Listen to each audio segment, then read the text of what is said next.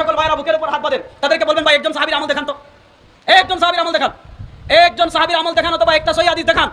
পৃথিবীতে এমন কোন বাপের ছেলের জন্মই হয় নাই যে আমাদের সামনে এসে বুকের উপর হাত বাঁধার হাদিসকে সহিহ প্রমাণ করে। এই বক্তার নাম হচ্ছে রেজাউল করিম আবরার, যাকে মানুষ নাম দিয়েছে গরিবের আবু হানিফা আর গরিবের তাকি উসমানী।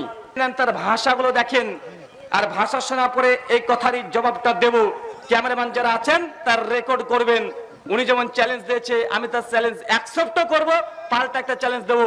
যদি দম থাকে আমার সামনে 1 মিনিটের জন্য বসে যান। যে সকল ভাইরা বুকের উপর হাত বাঁধেন, তাদেরকে বলবেন ভাই একজন সাহাবীর আমল দেখান তো, একজন সাহাবীর আমল দেখান, একজন সাহাবীর আমল দেখান অথবা একটা সহিহ হাদিস দেখান। পৃথিবীতে এমন কোন বাপের ছেলের জন্মই হয় নাই যে আমাদের সামনে এসে বুকের উপর হাত বাঁধার হাদিসকে সহিহ প্রমাণ করবে। তাকে আমি একটা হাদিসে জাস্ট বলছি, ইমাম মুনজিরির কিতাব আল আউসাত 2য় খণ্ড 448 পৃষ্ঠা, আলী বিন আবি তালেবের একটা আমল বর্ণনা আছে যে আলা সাদরিহি, তিনি বুকের উপর হাত বাঁধতেন, সনদ হাসান, সনদ সহিহ। এটাকে পারলে তুমি হাদিসকে সহিহ প্রমাণ করে দেখাও। একজনের আমল দেখতে যে একজনের দিলাম, কার? আলী বিন আবি তালেব। তিনি বলেছেন তার আমল, তিনি বুকের উপর হাত বাঁধতেন।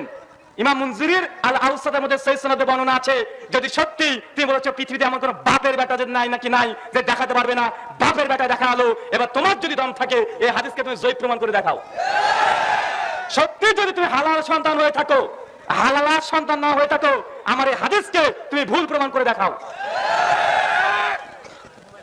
উনি বলছেন যে কোন মায়ের বেটার নাকি জন্মগ্রহণ করেনি যে বুকের উপরে হাত বাঁধার হাদিসকে সহিহ প্রমাণ করতে পারে। আরে মায়ের বেটা কি? আমি তোমাদের ঘর থেকে প্রমাণ করে দিব বুকের উপরে হাত বাঁধা সহিহ হাদিস দ্বারা প্রমাণিত।